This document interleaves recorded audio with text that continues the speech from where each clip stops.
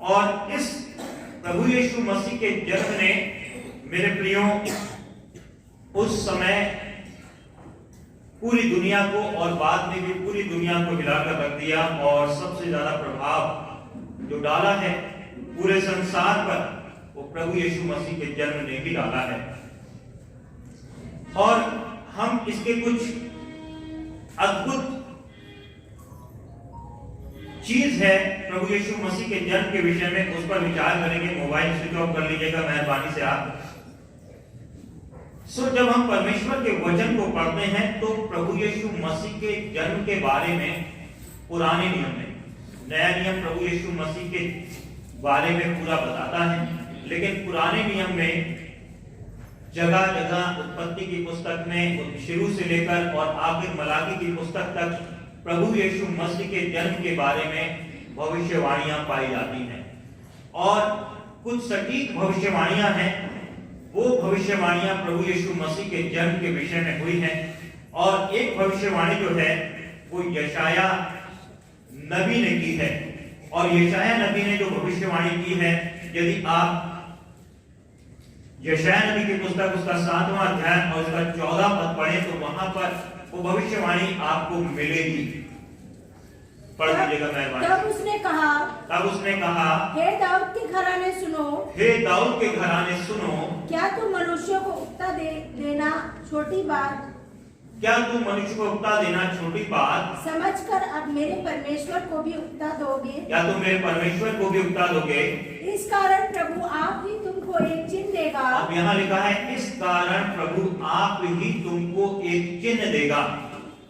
आगे सुनो, एक कुंवारी गर्भवती होगी। अब ये प्रभु यीशु मसीह के जन्म के बारे में भविष्यवाणी है।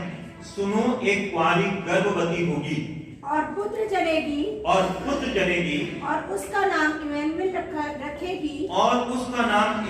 रखेगी, जब तक वे बुरे को त्यागना। उसका नाम इम्मानुएल रखेगी, अर्थात परमेश्वर हमारे साथ है। तो प्रभु यीशु मसीह का जन्म एक कुंवारी से हुआ, मदर मेरी कुंवारी से जन्म हुआ और उनको वर्जिन मेरी कहा जाता है। और आप जानते हैं वर्जिन जो शब्द है वो ऐसा शब्द है, एक यूनिक शब्द है। 2-3 शब्द कुंवारी के लिए इस्तेमाल होते हैं। एक शब्द इस्तेमाल होता है स्पिंस्टर, और मेडन भी शब्द इस्तेमाल होता है, और वर्जिन भी इस्तेमाल होता है। लेकिन वर्जिन शब्द का अर्थ जो है वो ये है कि जिस स्त्री ने कभी किसी पुरुष के साथ में संबंध ना बनाए हो, कभी किसी पुरुष के साथ में संबंध ना बनाए हो, कभी किसी पुरुष का मुंह ना देखा हो, तो उसके लिए इस्तेमाल होता है वर्जिन। तो मरियम जो है जिनसे प्रभु यीशु मसीह ने जन्म लिया वो कुंवारी अर्थात वर्जिन है। और हम जब लूका रचित सुसमाचार और उसका 1 अध्याय और 34-35 पद पढ़ते हैं तो हम वहां पर इस भविष्यवाणी को पूरा होते हुए देखते हैं। मरियम ने स्वर्गदूत से कहा, जब स्वर्गदूत मरियम के पास आया तो उस पहले स्वर्गदूत ने, मेहरबानी से इधर बात ना करें, पहले स्वर्गदूत ने मरियम से कहा कि परमेश्वर की सामर्थ तुझ पर उतरेगी, तू एक पुत्र को जन्म देगी। और तब मरियम क्या कहती है उस स्वर्गदूत से, आप जरा पढ़ें। मरियम ने स्वर्गदूत से कहा, ये कैसे होगा, मैं तो पुरुष को जानती ही नहीं। और उसने कहा कि मैं तो पुरुष को जानती ही नहीं हूँ, ये कैसे होगा? स्वर्गदूत ने उसको उत्तर दिया, पवित्र आत्मा तुझ पर उतरेगा, और पवित्र आत्मा तुझ पर उतरेगा, और परम प्रधान की सामर्थ तुझ पर छाया करेगी, इसलिए वह पवित्र जो उत्पन्न होने वाला है, और यहाँ पर लिखा है इसलिए वह पवित्र जो उत्पन्न होने वाला है परमेश्वर का पुत्र कहलाएगा। तो यहाँ पर मरियम जो है किसी पुरुष के साथ रिलेशनशिप से नहीं, वरन उसने गर्भ धारण जो किया वो परमेश्वर की सामर्थ के द्वारा, परमेश्वर के पवित्र आत्मा की सामर्थ के द्वारा।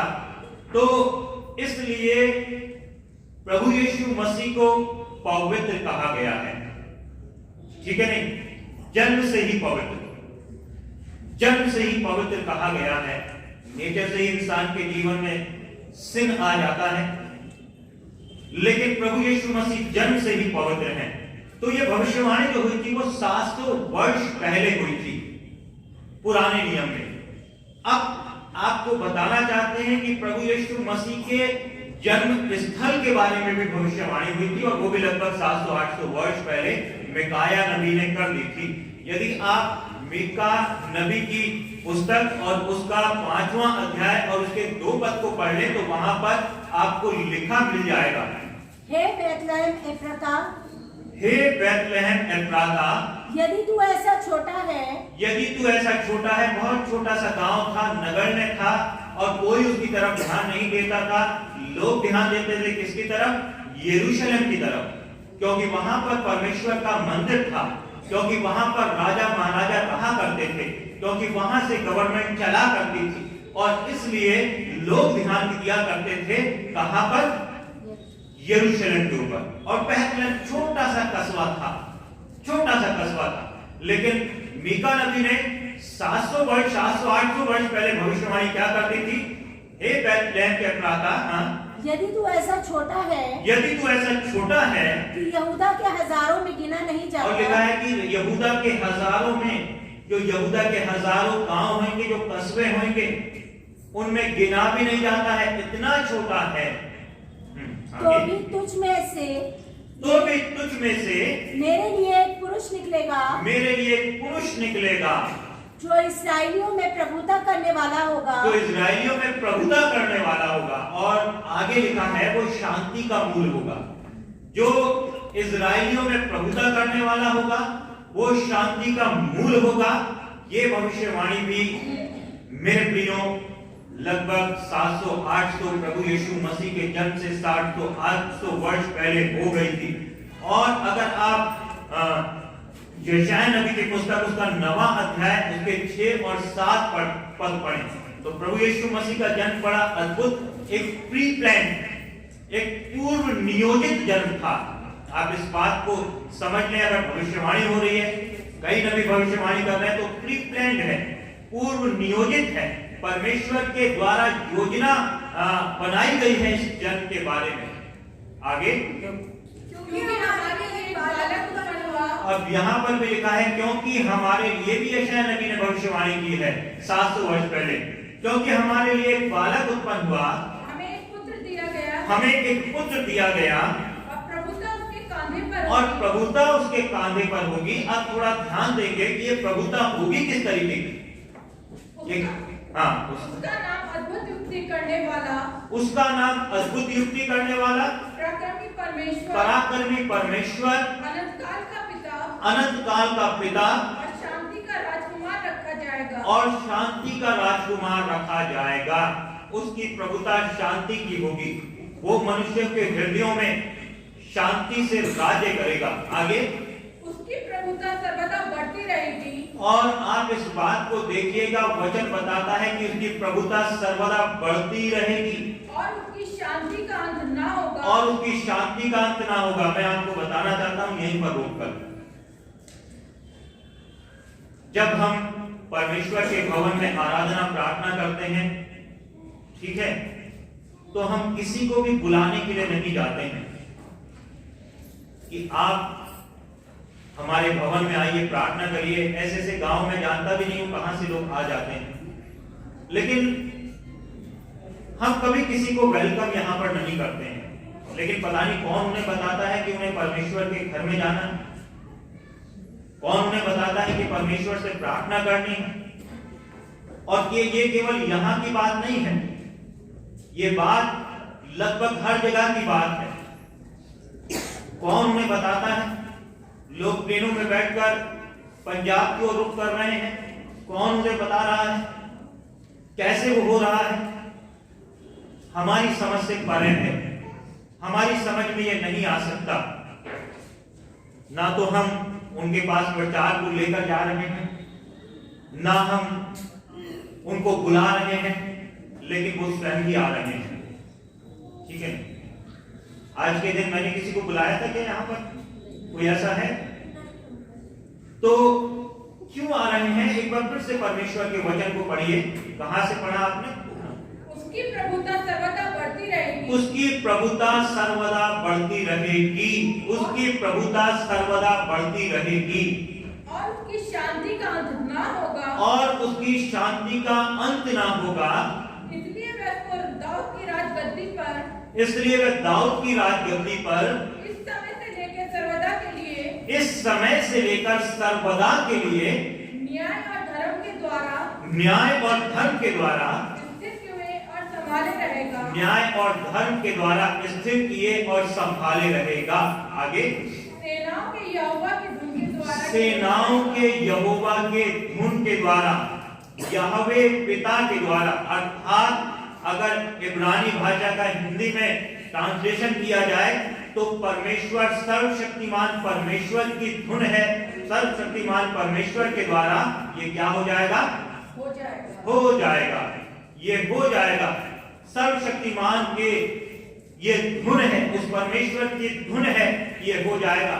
और परमेश्वर के वचन में भविष्यवाणी और आई है, अंत के दिनों में, वो भी यशायाह नबी ने लिखी है, अंत के दिनों में लोग धारा के समान पर्वत, परमेश्वर के पर्वत की ओर दौड़े चले जाएंगे, धारा के समान। और जब आप इस भविष्यवाणी को सुनते हैं तो आप पाते हैं कि हाँ, आज वैसा ही हो रहा है, आज वैसा ही हो रहा है मेरे प्रिय। तो प्रभु का जन्म बड़ा अद्भुत है। वो अद्भुत युक्ति करने वाला प्रभु यीशु मसीह है। वो अनोखा प्रभु यीशु मसीह है। ठीक है, जिसका आज जन्म दिवस हम मना रहे हैं। और जब जन्म हुआ तब भी बड़ा अद्भुत हुआ। मजूसियों ने अर्थात ज्योतिषियों ने पूर्व दिशा में एक तारा देख लिया और तारा देखा और उन्होंने अनुमान लगा लिया कि ये जरूर कोई राजा है, जरूर कोई राजा है जिसका जन्म हुआ है। और अनुमान जब उन्होंने लगाया तो वो उस दिशा में बढ़ने लगे। लेकिन बढ़े कैसे? तब तारे ने, उसी तारे ने, जो तारा दिखाई दिया था, उसी तारे ने उनकी अगुवाई की। एक छोटे से देश इजराइल देश तक जाने के लिए उसी तारे ने उनकी अगुवाई की और वो उस तारे को देखते हुए प्रभु यीशु मसीह के घर तक पहुंच गए मेरे प्रिय। और उसके बाद भी हम और क्या देखते हैं? स्वर्गदूतों ने, जब प्रभु यीशु मसीह का जन्म हुआ तो स्वर्गदूतों ने महिमा गीत गाए और परमेश्वर के वचन को सबसे पहले सुनाया किसे?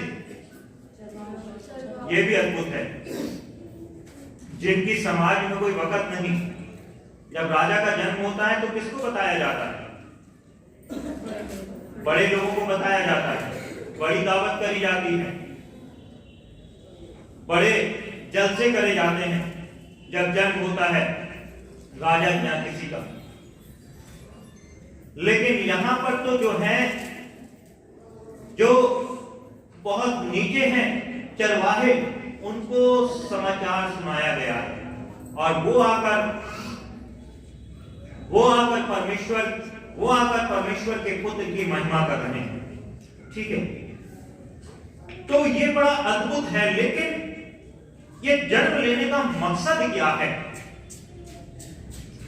सबसे बड़ी चीज, जन्म लेने का मकसद क्या है? क्यों प्रभु यीशु मसीह का जन्म हुआ? और हमने इस बात को पाया कि ये तो पूर्व नियोजित है, पहले से इसकी योजना बना दी गई है, पूर्व नियोजित है। तो पहले से योजना बना दी गई है तो किस लिए बना दी गई है? और मैं आपको बताना चाहता हूं, ताकि लोग अज्ञानता के अंधकार से बाहर आ सकें और लोग सच्चे परमेश्वर को जान सकें, लोग सच्ची ज्योति को ग्रहण कर सकें। और जब आप परमेश्वर के वचन को पढ़ते हैं तो एक बार फिर से यूहन्ना के सुसमाचार और उसका 1 अध्याय और प्रथम कुछ पद मेरे लिए पढ़िएगा। आदि में वचन था, आदि में वचन था, और और वचन परमेश्वर के साथ था, और वचन ही परमेश्वर के साथ था। आदि में वचन था, वचन ही परमेश्वर के साथ था, और वचन परमेश्वर था, और वचन ही परमेश्वर था। यही आदि में परमेश्वर के साथ था, यही आदि में परमेश्वर के साथ था। आप इस बात को समझ रहे हैं कि आदि में वचन था, आदि में शब्द था, और शब्द परमेश्वर के साथ था, और वही शब्द जो था वही परमेश्वर था। और आगे क्या लिखा है? सब कुछ उसी के द्वारा उत्पन्न हुआ, और सब कुछ उसी शब्द के द्वारा, अर्थात परमेश्वर के उस जीवित वचन के द्वारा जो परमेश्वर के मुख से निकला है, सब कुछ उसके द्वारा उत्पन्न हुआ। आगे, और जो कुछ उत्पन्न हुआ, और जो कुछ उत्पन्न हुआ, उसमें से कोई भी वस्तु उसके बिना उत्पन्न नहीं हुई, और कोई भी वस्तु उसके बिना उत्पन्न नहीं हुई। और 14 पद पढ़ दीजिएगा इसका। 14 और वचन देहधारी हुआ, और वचन देहधारी हुआ, और अनुग्रह और सच्चाई से परिपूर्ण होकर, और अनुग्रह और सच्चाई से परिपूर्ण होकर हमारे बीच में डेरा किया। हमारे बीच में डेरा किया। हमने यशायाह नबी की पुस्तक उसका 7वां अध्याय उसका 14वां पद पढ़ा, तो वहां पर इम्मैनुअल एक शब्द आया है, उसका नाम इम्मैनुअल रखा जाएगा, अर्थात परमेश्वर हमारे साथ है, परमेश्वर हमारे साथ है। तो उसका नाम जो है इम्मैनुअल रखा गया। और यहाँ पर वही वचन जिसके द्वारा सब कुछ उत्पन्न हुआ, लिखा है कि वो देहधारी हुआ, उसने देह धारण किया, अर्थात वो शारीरिक रूप में आ गया। जो वचन है वो शारीरिक रूप में आ गया और उसने हमारे बीच में डेरा किया। अर्थात सीधे सीधे समझ लीजिए कि परमेश्वर ने हमारे बीच में डेरा किया। ठीक है, तो लोग जो हैं, मकसद परमेश्वर ने क्यों हमारे बीच में डेरा किया? लोग जो हैं वो अंधकार में हैं। यहूदियों को ही देखें तो जब परमेश्वर ने उनके बीच में डेरा किया तो उन यहूदियों ने ही नहीं पहचाना, परमेश्वर के पुत्र को यहूदियों ने ही नहीं पहचाना। ठीक है, और पहचान ही नहीं पाए बिल्कुल, क्योंकि वो एक अलग तरीके की व्यवस्था में जी रहे थे, एक अलग तरीके की धार्मिकता में जी रहे थे। परमेश्वर का आना इसलिए हुआ, यीशु मसीह का आना इसलिए हुआ ताकि लोग परमेश्वर को जान सकें, लोग परमेश्वर को पहचान सकें। और मेरे प्रियो, आज के समय में और शुरू से इंसान की ये अभिलाषा रही है। क्या अभिलाषा रही है? कि वो परमेश्वर को जान सके, वो परमेश्वर को पहचान सके। ठीक है नहीं? और परमेश्वर को जानने के लिए, परमेश्वर को पहचानने के लिए, परमेश्वर को पाने के लिए तपस्या में चले जाते हैं लोग। ठीक है, तपस्या में चले जाते हैं और गंभीर तपस्या करते हैं। और कुछ लोग अपने शरीर को बड़ी पीड़ा देते हैं, बड़ी पीड़ा देते हैं कुछ लोग अपने शरीर को, निराहार रहते हैं, अपने अंग को भी वो खराब कर लेते हैं ताकि परमेश्वर को जान सके, परमेश्वर को पहचान सके। ऐसा मैंने देखा है टीवी में। परमेश्वर को जान सके, परमेश्वर को पहचान सके, सच्चाई को जान सके। और शुरू से इंसान जो है वो यही करना चाहता है, लेकिन कंफ्यूज्ड है। और आप जानते हैं तमाम तरीके के धर्मों का प्रादुर्भाव जो हुआ है, आप जानते हैं किसने किया है? क्या परमेश्वर ने किया है? धर्मों को बनाया है? परमेश्वर ने तो केवल इंसान को बनाया है और इंसान ने धर्मों को बना दिया। और धर्मों को क्यों बना दिया? धर्मों को इसलिए बना दिया ताकि इंसान परमेश्वर को जान सके। समझ रहे आप? ताकि इंसान परमेश्वर को जान सके, इंसान परमेश्वर के पास, परमेश्वर की संगति में रह सके।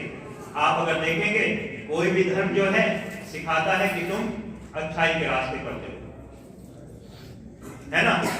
और जब हम धर्म में पक्के होते रहते हैं तो हम अच्छाई को तो भूल जाते हैं, लेकिन वो रवायतें बन जाती हैं। धर्म जो बन जाता है वो रीति रिवाज बन जाता है, ट्रेडिशन बन जाता है। सच्चे परमेश्वर को हम भूल जाते हैं जब हम धर्म में बहुत गहरे होते चले जाते हैं। और धर्मों ने भी उस सच्चे परमेश्वर को पहचानने के लिए, मेरे प्रियो, वो कार्य नहीं किया जो उसे करना चाहिए था। इवन मैं तो बात करता हूं क्रिश्चियनिटी की भी, मसीहत की भी बात करता हूं, वो कार्य नहीं किया जो करना चाहिए कि लोग जो हैं वो परमेश्वर को जान सके। और कभी एक कहानी पढ़ी थी, पूरी तो याद नहीं है मुझे, लेकिन मैं आपको बताना चाहता हूं कि 4-5 अंधे थे और वो जानना चाहते थे कि हाथी कैसा होता है। और उन्होंने हाथी को, आप लोग मेहरबानी से बात ना करें, जो लोग पीछे हंस रहे हैं, कोई भी है, आप बाहर जाकर हंस सकते हैं, आपस में बात बिल्कुल भी ना करें। वो हाथी को जानना चाहते थे, हाथी को पहचानना चाहते थे कि हाथी होता कैसा है।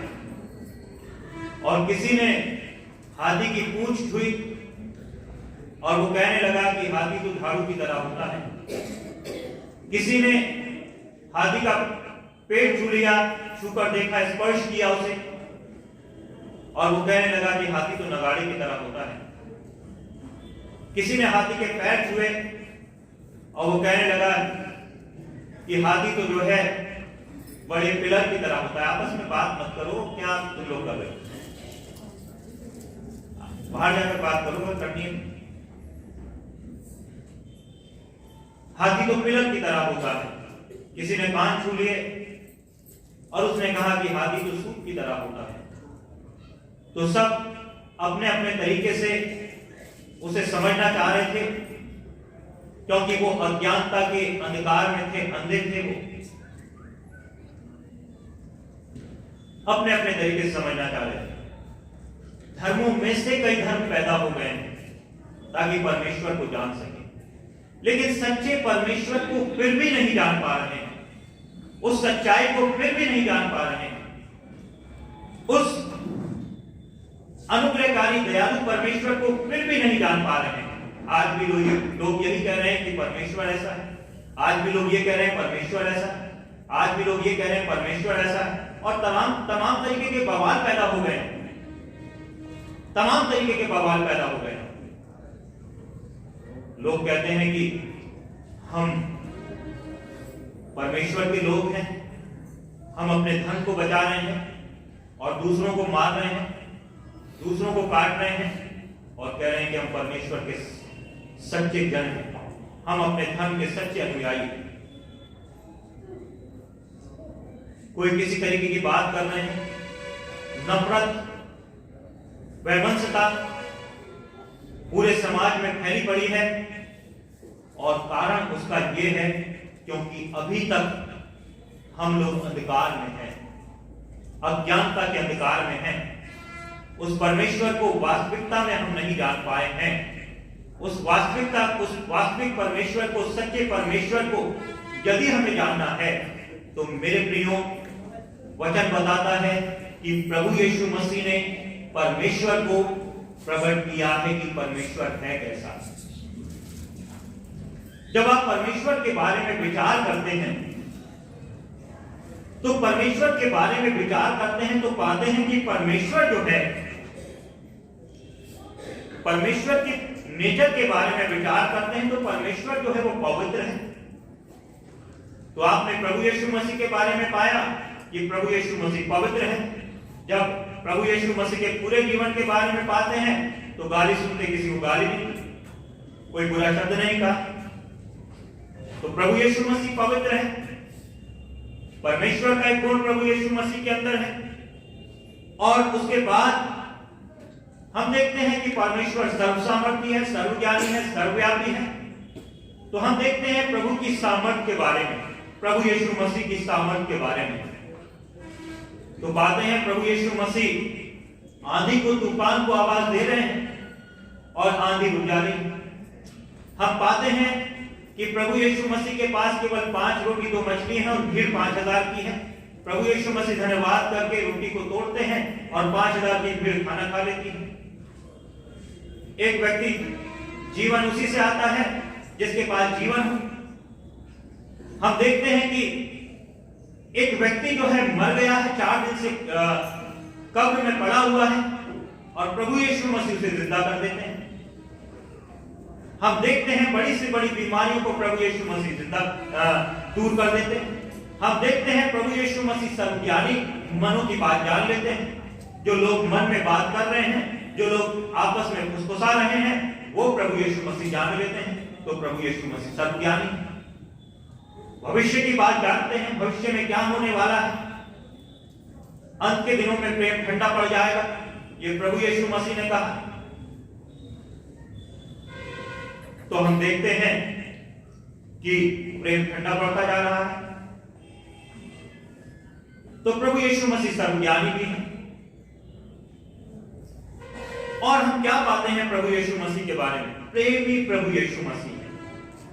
हम कई बार जब समाज में बात करते हैं तो समाज में पाते हैं कि लोग कहते हैं खुदा मोहब्बत है, लोग कहते हैं परमेश्वर प्रेम है, परमेश्वर प्यार है, और उसका नेचर प्रेम का नेचर है। तो प्रभु यीशु मसीह के जीवन के बारे में जब आप पढ़ते हो तो वाकई में प्रेम ने देह धारण किया, प्रेम ने देह धारण किया। और प्रभु यीशु मसीह जिन लोगों को लोग छूना भी नहीं चाहते थे, कोढ़ियों को प्रभु यीशु मसीह ने छुआ, चंगा किया। जो लोग परमेश्वर से दूर थे उनको प्रभु यीशु मसीह परमेश्वर के पास लेकर आए ताकि उनका जीवन रेस्टोर हो सके और वो स्वर्ग राज्य में प्रवेश कर सके।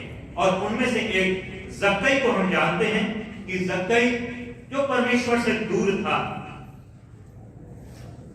और मेरे प्रियो परमेश्वर से दूर होने की वजह से, लेकिन उसके अंदर एक इच्छा थी, और वो क्या इच्छा थी उसके अंदर?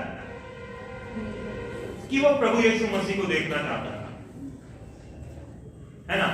और जब प्रभु यीशु मसीह को देखना चाहता था, उसने प्रयत्न किया, नाटा था, भीड़ बहुत ज्यादा थी, उसने अपने जीवन में योजना बनाई, पेड़ पर चढ़ गया और पेड़ पर चढ़कर प्रभु यीशु मसीह को देखा। और प्रभु यीशु मसीह ने जक्कई को पहचान लिया और जक्कई से कहा, जक्कई शीघ्र नीचे उतर आ, आज तेरे घर में रहना है, भोजन करना है। और वो पश्चाताप करता है, और प्रभु यीशु मसीह कहते हैं आज इस घर में उद्धार आया है, अर्थात मोक्ष आई है, अर्थात अब ये परमेश्वर का पुत्र बन गया है, क्योंकि ये भी अब्राहम की एक संतान है, ये भी अब्राहम की एक संतान है। तो प्रभु यीशु मसीह ने उसके जीवन को पाप के उन श्रापों से, पाप के उन बंधनों से, पाप की उस नरक की आग से पूरी तरीके से बचा लिया। तो अद्भुत तरीके से प्रभु यीशु मसीह क्या करते हैं? हमें बचाते हैं। जितने प्रभु यीशु मसीह को ग्रहण करते हैं, जितने प्रभु यीशु मसीह को ग्रहण करते हैं मेरे प्रियो, वो प्रभु यीशु मसीह में आ जाते हैं। तो अब हम अपने जीवन के बारे में विचार करें, और हम अपने जीवन के बारे में विचार करें, और ये विचार करें कि जब प्रभु यीशु मसीह ने परमेश्वर के उस स्वभाव को, परमेश्वर के उस नेचर को पूरी तरीके से अपने जीवन के द्वारा प्रकट किया, और इस बात को भी बता दिया कि एक इंसान की जिंदगी होनी कैसी चाहिए। तो मेरे प्रियो, हम प्रभु यीशु मसीह के द्वारा, समझ रहे हैं, प्रभु यीशु मसीह के द्वारा उस परमेश्वर को, उस सच्चाई को जान सकते हैं, क्योंकि परमेश्वर का प्रकटीकरण उसके पुत्र के रूप में यहां पर हुआ है। आप और अच्छे से इसका अध्ययन, प्रभु यीशु मसीह की लाइफ का अध्ययन आप करेंगे तो आप पाएंगे कि वाकई में प्रभु यीशु मसीह जो है वो परमेश्वर के सारे गुणों को उसने यहां पर प्रकट कर दिया है। क्षमाशीलता प्रभु यीशु मसीह के अंदर है, और हमें उस प्रभु परमेश्वर को जानने की नितांत अभिलाषा बनी रहती है, और हम उस परमेश्वर के पास ही रहना चाहते हैं। आप जानते हैं चाहे कितने से कितना पापी व्यक्ति हो, कितने से कितना पापी व्यक्ति हो, और वो पापी व्यक्ति क्या चाहता है अपनी जिंदगी में कि मैं अच्छा करूं, मैं भला करूं, लेकिन वो अपने स्वभाव में ऐसा भ्रम गया है कि वो उससे निकल नहीं पाता है। आप कितने से कितने पापी व्यक्ति को देख लीजिए, अपनी जिंदगी में उसकी अभिलाषा यही होगी कि वो अपनी जिंदगी में भला बने, अच्छा बने। वो क्यों बनना चाहता है भला, क्यों अच्छा बनना चाहता है? और जब आप बाइबल पढ़ते हैं तो पाते हैं कि परमेश्वर ने इंसान को अपने स्वरूप में बनाया। किसमें बनाया? अपने स्वरूप में बनाया, है ना। और लिखा है कि अपने जीवन का श्वास फूंका इंसान के अंदर, और इंसान जो है वो जीता जागता प्राणी बन गया। तो इंसान सृजा परमेश्वर के स्वरूप में गया। इंसान के अंदर परमेश्वर के जीवन का श्वास, परमेश्वर का आत्मा फूंका गया, परमेश्वर का अंश फूंका गया, और इसलिए इंसान के अंदर वो नेचर जो है वो है कि वो परमेश्वर की संगति में रहे। जैसे एक बछड़ा यदि अपनी मां से अलग किया जाए तो वो बार बार प्रयास करता है कि अपनी मां के पास जाए, ठीक है नहीं। जैसे एक छोटा बच्चा मां से थोड़ा दूर किया जाए, वो बार बार प्रयत्न करता है कि वो अपनी मां के पास जाए। ऐसे ही हर एक वो व्यक्ति जो इस दुनिया में पाया जाता है वो अपनी जिंदगी में अच्छाई करना चाहता है, वो अपनी जिंदगी में भलाई करना चाहता है, वो नेकी के रास्ते पर चलना चाहता है, वो परमेश्वर के रास्ते पर चलना चाहता है,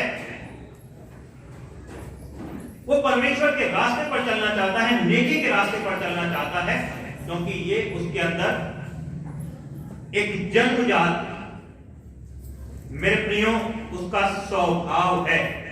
लेकिन पाप करने के कारण उसकी प्रकृति में क्या आ गई है?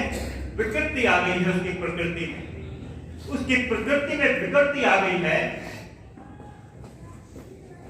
और जब उसकी प्रकृति में विकृति आई है तो वो परमेश्वर से दूर हो गया है, परमेश्वर से दूर हो गया है।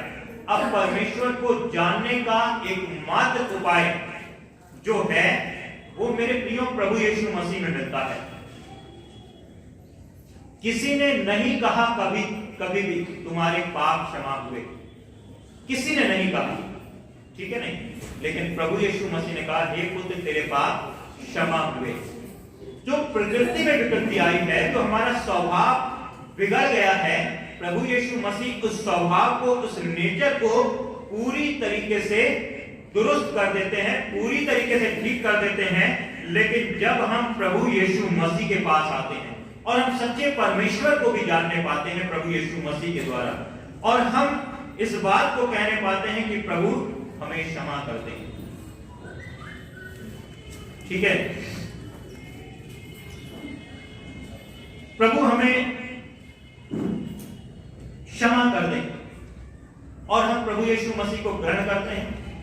और जब प्रभु यीशु मसीह को ग्रहण करते हैं तो परमेश्वर दोबारा से वही नेचर हमें देते हैं, क्योंकि परमेश्वर के वचन में लिखा है जिन्होंने उसे ग्रहण किया उसने उन्हें क्या दिया है? परमेश्वर का पुत्र और पुत्री होने का अधिकार दिया है। उनकी जिंदगी बदल जाती है, उनकी जिंदगी पाप के रास्ते से अलग हो जाती है, वो धार्मिकता के रास्ते में आ जाते हैं। जो नेचर मैंने आपको बताया ना, प्रभु यीशु मसीह का नेचर, वो नेचर शनै शनै उनके जीवन में आता रहता है। और एक जगह जब प्रभु यीशु मसीह से वाद विवाद हो रहा था सदूकियों फरीसियों का, तो प्रभु यीशु मसीह ने एक बात कही।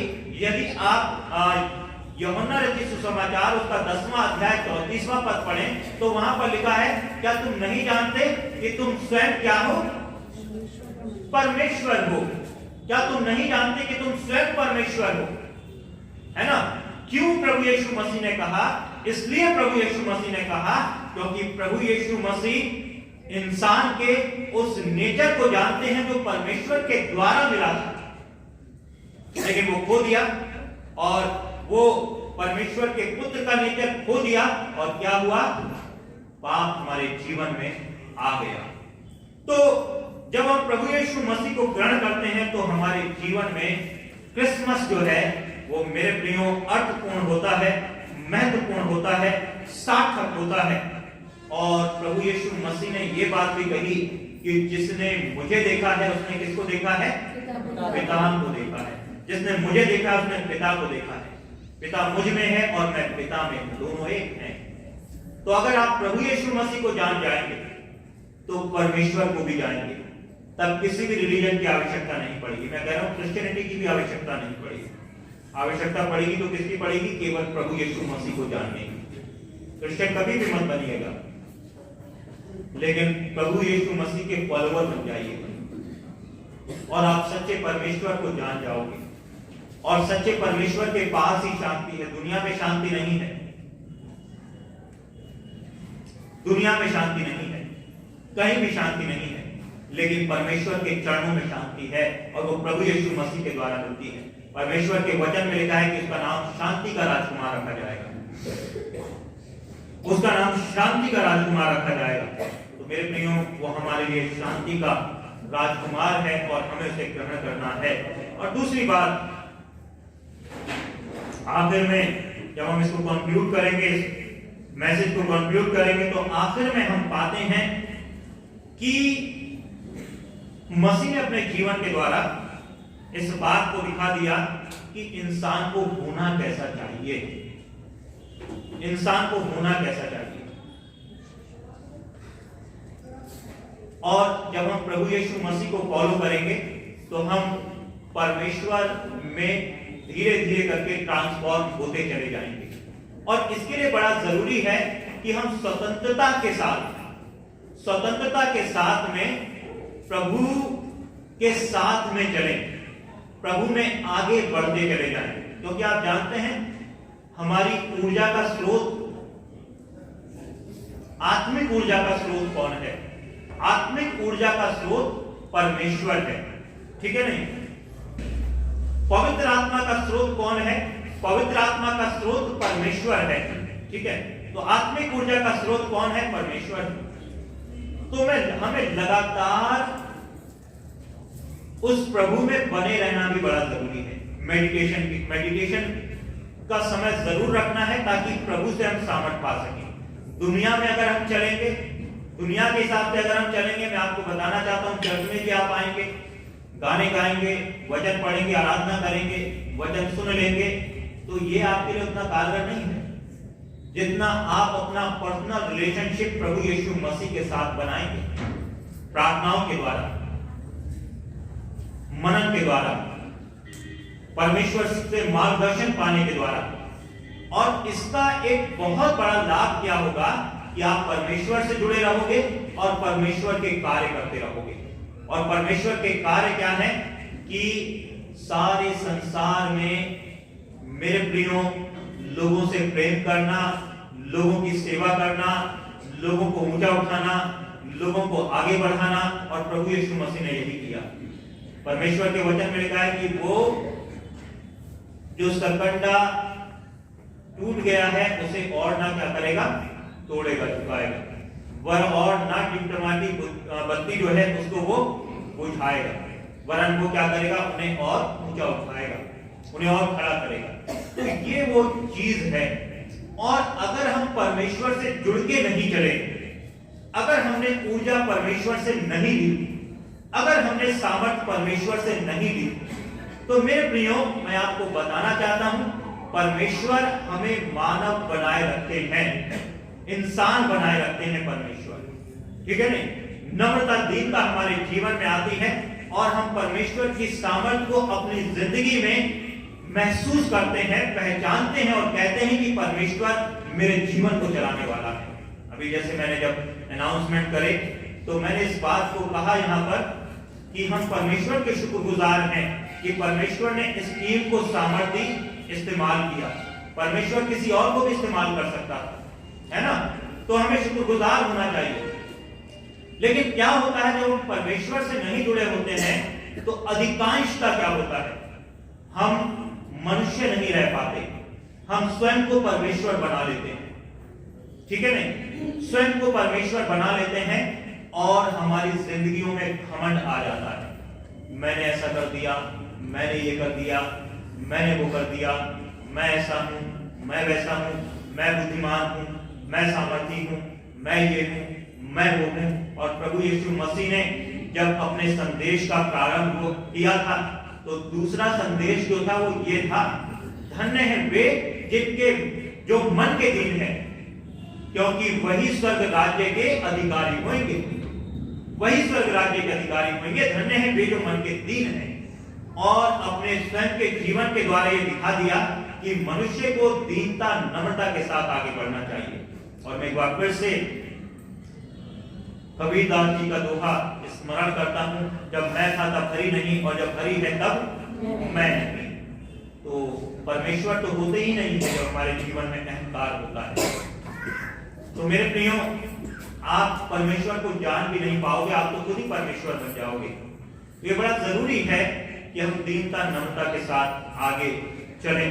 और प्रभु यीशु मसीह ने 2 आज्ञाएं दी कि परमेश्वर से प्रेम करो संपूर्णता के साथ, परमेश्वर से जुड़े रहो, सामर्थ्य उससे लेते रहो। जैसे बैटरी बिजली से सामर्थ्य लेती है, परमेश्वर से सामर्थ्य लेते रहो और रोशन होते रहो और सेवा करते रहो। अंत में मैं कहकर समाप्त करूंगा कि प्रभु यीशु मसीह ने कहा, जब मनुष्य का पुत्र अपनी महिमा में आएगा तब वो क्या करेगा? क्या करेगा? वो भेड़ों को और बकरियों को अलग अलग करेगा। भेड़ों को अपनी दाईं तरफ करेगा और बकरियों को अपनी बाईं तरफ करेगा। भेड़े जो हैं वो हैं जो परमेश्वर के वचन के अनुसार चलते हैं, लोग जो परमेश्वर से जुड़े रहते हैं। और बकरियों को अपनी बाईं तरफ करेगा। ये वो लोग हैं जो परमेश्वर से जुड़कर नहीं करते हैं। और क्या कहेगा? भेड़ों से, उन लोगों से, आओ मेरे पिता के धन्य लोगों, उस राज्य में प्रवेश करो जो प्रारंभ से तुम्हारे लिए तैयार किया गया था। क्योंकि जब मैं भूखा था तुमने मुझे भोजन दिया, जब मैं प्यासा था तुमने मुझे पानी दिया, जब मैं बंदी गृह में था तुम मुझसे मिलने आए, जब मैं नंगा था तुमने मुझे वस्त्र पहनाए। और वो कह रहे हैं वो कह रहे हैं लोग कि हे प्रभु, हमने कब तुझे भूखा देखा और कब तुझे हमने खाना खिलाया? हे प्रभु, कब हमने तुझे प्यासा देखा और तुझे पानी पिलाया? हे प्रभु, कब हमने तुझे नंगा देखा और वस्त्र पहनाए? हे प्रभु, कब हमने तुझे बंदी गृह में देखा और हम तुझसे मिलने आए? और वो कहते हैं, प्रभु यीशु मसीह कहते हैं, मैं तुमसे सच सच कहता हूं, जो कुछ तुमने किसी छोटे से छोटे के साथ किया, जरूरतमंद के साथ किया, वो मेरे साथ किया है। वो मेरे साथ किया है और इसका प्रतिफल आपने देख लिया कि वो स्वर्ग राज्य में प्रवेश करेंगे। तो जब आप परमेश्वर से जुड़ते हैं ना, जब आप परमेश्वर से ऊर्जा लेते हैं, अहंकार समाप्त हो जाता है और परमेश्वर का वो प्रेमी स्वभाव, प्रेमी नेचर आपके जीवन में आ जाता है और आप एक दूसरे से प्यार करने लगते हैं। प्रभु यीशु मसीह का नेचर आपके जीवन में आ जाता है। तो मेरे प्रियो, उस प्रभु यीशु मसीह को ग्रहण कर लें। जितनों ने उसे ग्रहण किया उसने उन्हें परमेश्वर की संतान होने का अधिकार दिया है। और इस क्रिसमस को अपने लिए सार्थक बना लें, अन्यथा तो सभी लोग जी रहे हैं। मेरे प्रिय, प्रभु में आगे बढ़े। प्रभु का अनुग्रह आप सबके जीवन में हो। प्रभु अपने अनुग्रह अपनी सामर्थ्य से परिपूर्ण करे। आइए लोग प्रार्थना करें। हमारे पवित्र परमेश्वर, धन्यवाद देते हैं सुंदर समय के लिए। और प्यारे प्रभु, हम प्रार्थना करते हैं इस वचन के द्वारा, प्यारे प्रभु, ये लोग आपको जानने पाए और प्यारे परमेश्वर आपको पहचानने पाए और कोई भी भ्रम, कोई भी दुविधा ना होने पाए प्यारे प्रभु। और प्रभु यीशु मसीह, आपने तो सच्चे परमेश्वर को प्रकट कर दिया अपने जीवन के द्वारा, और इंसान का जीवन ऐसा ही होना चाहिए। और आपने एक नमूना दिया है और क्रिसमस का संदेश उनके लिए सार्थक है जो इस नमूने पर चलते हैं, जो इस जीवन को अपने जीवन में फॉलो करते हैं, जो प्रभु से सामर्थ पाते हैं। तो प्रभु की अगुवाई सबके जीवन में हो और सामर्थ से परिपूर्ण करे प्रभु। यह प्रार्थना यीशु मसीह के नाम में मांग लेते हैं।